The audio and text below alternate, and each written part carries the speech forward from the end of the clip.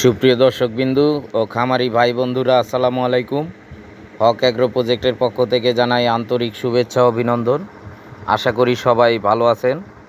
আমরাও আল্লাহর অশেষ রহমতে ভালো আছি।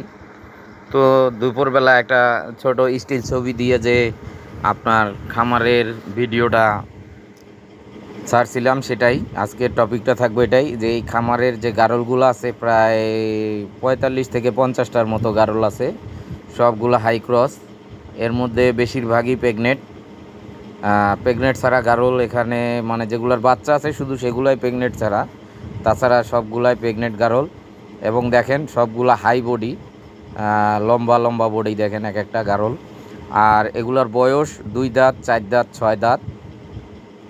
এই বড় ভাই আর কি ওনার মানে খামারের লোকের অভাবে, মানে লোক একজন ছিল, তো ওই লোকের হঠাৎ করে মানে এখানে ব্যাপার হলো কি যে যাদের ঘিন পিত আছে, মানে এই নাক ছিটকানো যারা আছে, যে গোবর দেখলে, পায়খানা দেখলে, এগুলা দেখলে মনে করেন আপনার ঘিন করে, এই লোকগুলা আমাদের খামারের কাজ করতে পারবে না, কোনো ঘিন থাকা যাবে না।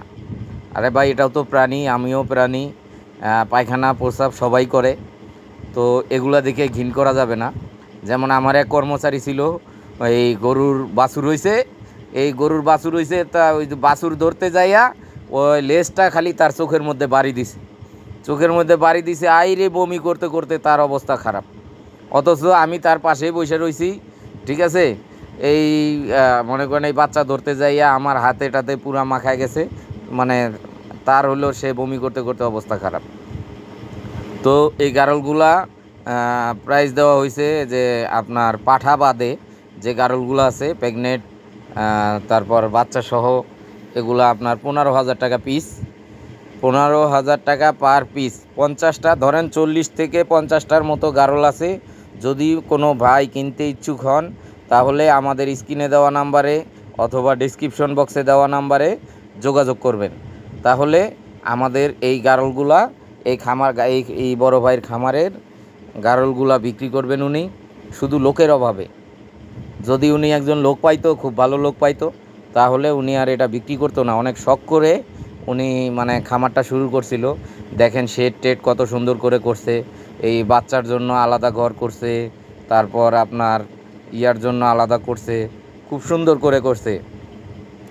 মানে আমার খামারের চেয়েও ওনার খামারটা মানে অত্যাধুনিক করছে এটা। মানে এই যে দেখেন, ওই সাইডে বড় গারলগুলো থাকে আর এই সাইডে বাচ্চাওয়ালাগুলোর জন্য ঠিক আলাদাভাবে করছে।